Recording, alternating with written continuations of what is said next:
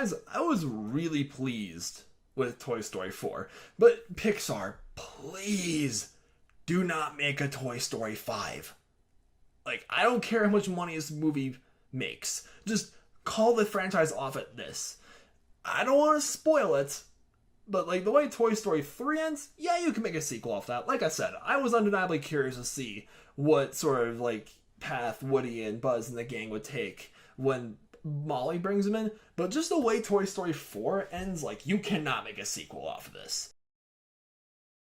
Well, gee whiz, Joe Cool. That didn't age very well now, did it? What's going on, my non-existent viewers?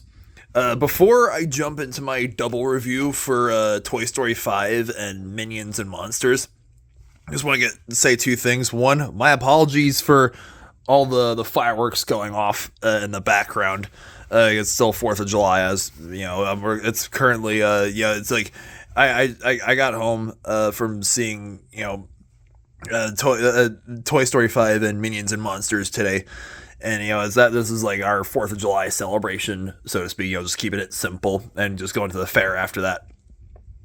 But yeah, oh yes. So something I forgot to mention in my July schizo rambling this year is Daily Rex wanted me to just give a quick spotlight on his video reacting to the 5 Years Later finale, which is like a fan-made crossover of like Danny Phantom and Ben 10. You guys should really check it out. It's a really engaging series, and Daly's having a great time reacting to it. I'm gonna send him this video after I'm done recording it, so he can leave a comment on this video, and then I'm gonna pin it so you guys can easily just like click on his channel and check it out when y'all get a chance. But anyways, yeah, on to the double review for Minions and Monsters and Toy Story 5. And I gotta say, like, I was walking into like both movies with like fairly, like mildly like positive expectations. And I say mildly because I was like, as I my little 2019 like Toy Story 4 review I did, 7 years ago at this point.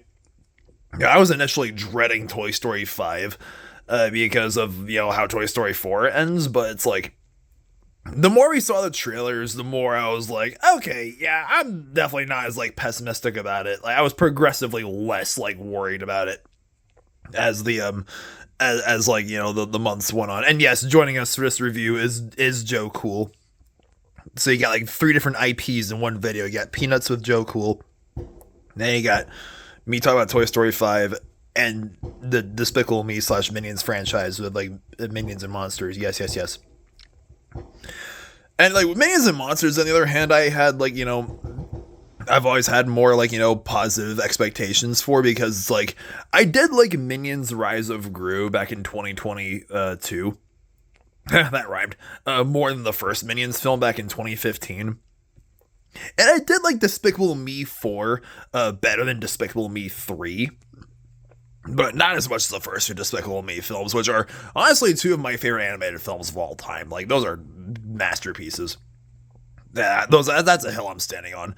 But yeah, Minions and Monsters, I gotta say, I was like, it actually exceeded my expectations in some ways, especially with the reviews, because I didn't like, I refused to look at like any critical reviews on IMDb or like Rotten Tomatoes before seeing Toy Story 5 or Minions and Monsters. I'm really like, glad to see this film be like such a hit, both the audience and the critics. Because it really, I think one of the film's biggest strengths is how it truly feels like a standalone Minions film. It doesn't really have that much to do with like the first Minions film back in 2015 or like Minions Rise of Gru. Like, yes, like Steve Carell does reprise his role as like Gru in like brief cameos like in the film, and so do other characters from the franchise, but that's about it. It's like centered around like James and Henry, and it's like more like the title is a little misleading. That did kind of bug me about the film, is how like for a film called Minions and Monsters, the monsters that they're referring to actually don't get as much screen time as the advertising has made them out to be. But yeah, it's more like Minions are like these two Minions are like their dream is to like go to Hollywood and make their own movies, and they're trying to do that. So they summon this little Cthulhu like creature voiced by Trey Parker, the him and Matt Stone created South Park, and it's it's this second time voicing a character in this franchise. And then yeah, and then like they summon two other monsters, and yeah, it's they go on the whole quest to make the movie and stuff like that. And like one thing I really like about the Minions is how Minionese is actually its own like language. It's not just like total gibberish. It's actually like from what I've been told, it's like a mixture of like 23 languages all put together, like Spanish, Korean, excusez-moi, monsieur, Mr.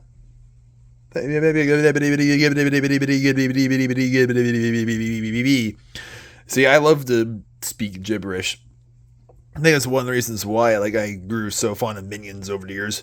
The film is very like brief, it definitely feels it goes by like faster than it actually does, which makes it a very easy digestible harmless movie to watch. Like, it does get pretty dark. I was actually surprised by how dark it got at a few scenes, especially like right at the start of the film, because the Minions are all like trying to bounce around looking for different bosses to serve, like who's the most evil boss that they could find. Right, and we saw that already in the first Minions film, but this film takes that even as like a step further. And there's even and it's cool to see like another period piece, because this film takes place in the 1920s. In silent films, the whole transition from silent films having sound in film, and like this film is like kind of like a love letter to cinema. I like how Illumination went there, and yeah, I am like curious to see if there are gonna be if there's 4 Despicable Me films, right, and this is a third Minions film, are they gonna make a Minions 4 at some point? I'm just curious to see where they're going with this franchise from here. But yeah, anyways, let's talk about Toy Story 5, which I will say this, I'm gonna let you guys this now.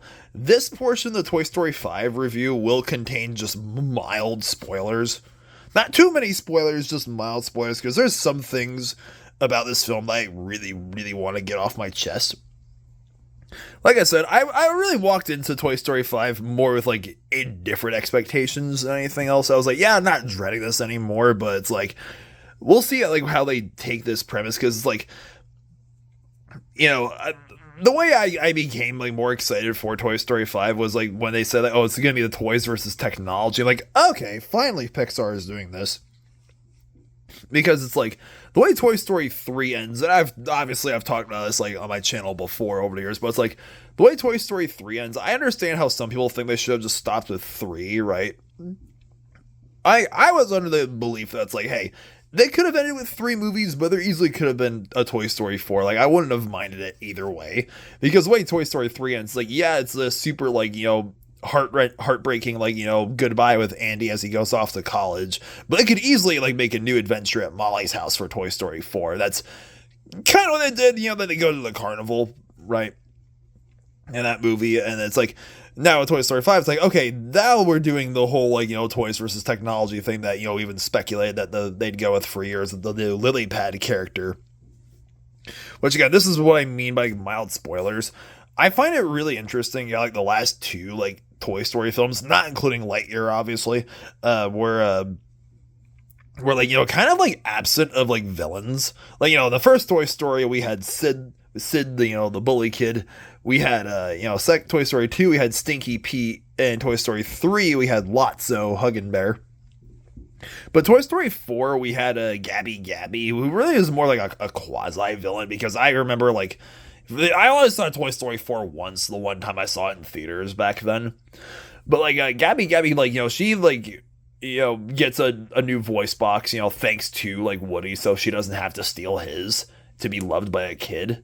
But it's Lily Pad feels remorseful of her actions way sooner than Gabby does, and even jumps off Molly's table in that one scene in the film, and like gets sent off to the donation box like totally on purpose, which of course she ends up regretting that too. But it's like, I like how this film didn't just like completely demonize technology for kids altogether, but it says like, hey, technology is capable of a lot of bad, but also capable of a lot of good, for people of all ages, really. Because there's plenty of adults who can't spend more than like 30 nanoseconds out looking at their cell phone either, which really gets on my nerves. Which, jeez, so stupid these days. Like this really is a clown world that we live in, honestly. But it's like, a wise man once told me, like, social media is like not the devil, but like the devil certainly uses it.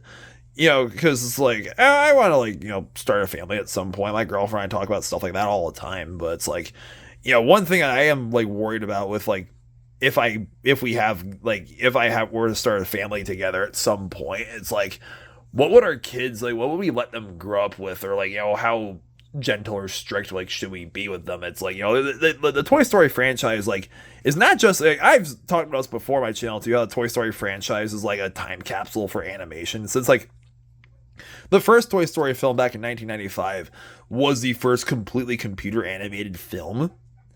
Even though like we kind of like the sort of shit in the first Toy Story nowadays for its animation being so like outdated by today's standards, which again, that's not the movie's fault though. Like that's, again, it just didn't age well. Like what do you expect? It was the first of its kind. But the films following that, like, kind of like showcase how far like computer animation has come as a medium since the mid 90s. And it's like, and once again, the animation in this movie was gorgeous and had a beautiful soundtrack. And I also really liked how we all saw this coming out. Jessie is like the lead character in the film. I loved seeing her arc throughout it, and seeing her like work with like new characters and old ones alike, and seeing her take the charge, and her like little love story that she has with Buzz, which again, we kind of got that in Toy Story 3, but like, that gets more attention. And all the new Buzz Lightyears, like the ones with like technology built into them, were hilarious. Like I was actually like laughing hysterically at this film, which it takes a certain type of funny to get me like laugh out loud in a theater. And I actually had some pretty good, like, hearty laughs while seeing Toy Story 5, which is, that's all. I can't, that's just bliss right there. It truly is. What more can I say? But yeah, I mean, one thing I will say that like this film is an hour and 42 minutes, and like Minions and Monsters, it feels way faster than it actually is. Which, there's all these different subplots that are going on, because like, yeah, Woody does reunite with the gang again. Not really a spoiler because it's in the trailer, but it's like, I think the reunion was a little too convenient. It's like, okay, they've been talking to each other over walkie-talkies this whole time, so technology isn't that bad. Like Jessie. Like, is she being a hypocrite? Like, yeah, Jessie is very flawed, which I think adds to her arc, seeing, her, like, because you see her having a short temper and, like, sort of acting erratically throughout the film. There's, like, Woody and Buzz getting on each other's nerves over, like, who gets to be the deputy and who doesn't, and, like, and Buzz, trying to propose to Jessie, and then they share a kiss in this movie, which I thought was pretty sweet. But yeah, it's like, and Bonnie going through her troubles with, her loneliness and, people and her other girls her age not treating her right because she still plays with toys.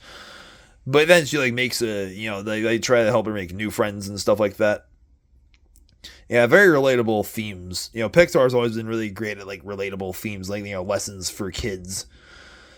and adults alike too. And once again, it carries over in Toy Story 5, like I mentioned, like how it doesn't like demonize technology altogether, but like, yeah, you can see like I wouldn't like, at this point, if Toy Story 6 happens, like I wouldn't be surprised at all that Pixar would do that, but I actually wouldn't dread it, just to see like where like, because we got like technically, oh my gosh, these fireworks are driving me crazy. Jeez Louise, my apologies for all background noise once again. But yeah, it's almost like, Toy Story 1 and 2 was like all with Andy playing with the toys. Then like Toy Story 3 is kind of like the bridge between Andy's story ending and Molly's story beginning.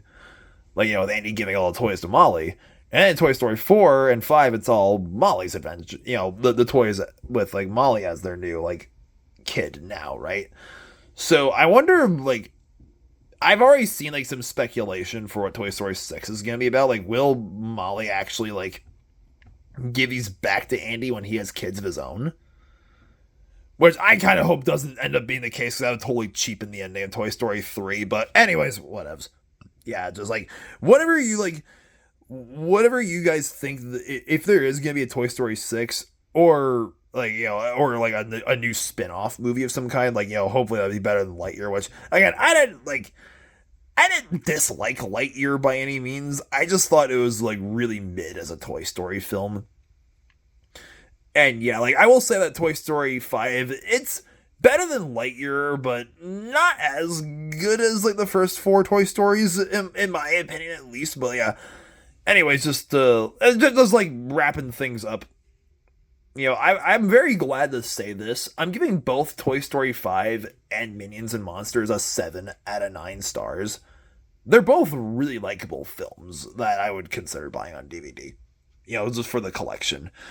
But yeah, thank you guys so much for watching this double review. Happy 250 years to the United States, to my country. It's like, you know, I already touched base on stuff like this in my Schizo rambling, but it's like, it is weird how, like, you know, I prefer to say that I'm happy to be an American than I'm like proud to be an American, because like pride means that you have like a sense of like, you know, self-worth over your own accomplishments. Like, I don't know the exact dictionary definition off the top of my head, but it's like being born in America wasn't an accomplishment, it was a birth given right. So it's like, and so with that being said, I get, actually, now that I think about it, I guess I can say that I'm proud to be an American by like my decision to stay in America. Yeah, hey, I'm choosing not to leave. I'm choosing not to like move to like other countries, even though hypothetically I could, because, you know, it's like, I will say this, one thing that does bother me about like people who are just like super obnoxiously patriotic, because you could call it like even the tiniest issue, right? You know, say like, hey, Green Day was right. You know, I'm wearing my American Idiot shirt right now. He's saying like, hey, there's a lot of like American idiots out there. Like, hey, I don't want to be an American idiot, and be like, and, you know, you can see them criticizing like, you know, political figures like Bush during like, you know, the American Idiot era of theirs. And, you know, nowadays I've been very critical of Trump, like, you know, both on stage and off stage. And it's like, people like, oh, they hate America. It's like, oh, you just, if you don't like it, why don't you just leave? It's like, because I don't want to deal with foreign policies. Like, I could say something as like, you know, innocuous as like, hey, I think it's stupid how like, and hypocritical how we let our 18-year-olds like, you know, drop out of high school and vote and like pay taxes and like go to war and join the army, or like, you know, on a more risque note, start an OnlyFans or get married or get tattoos or in piercings without their parents' consent, right? But they're still not old enough just to buy a damn drink. I can even say something like that, and these people would be like, like, you just hate America, like, oh, you're a cuck, like, you're a godless commie, like, blah, blah, blah. It's like, it's just so stupid. It's like, I actually think it's more patriotic to criticize your country and call it out its problems. But as long as you're doing so in a constructive manner, because that shows that you love this country enough to make it an even better place to live in than it already has been. It's like, we got so many problems, but it's about time we stop like being angry and pointing fingers. Finger pointing gets us nowhere, Joe Cool, right? We gotta stop pointing fingers at each other and find a solution, right, Joe Cool? Right? Okay, anyways, you guys have a lovely night and have a lovely 4th of July, and yeah, have a lovely second half of this year. And don't forget to check out this video on Daily Reacts' channel, and stay beastly.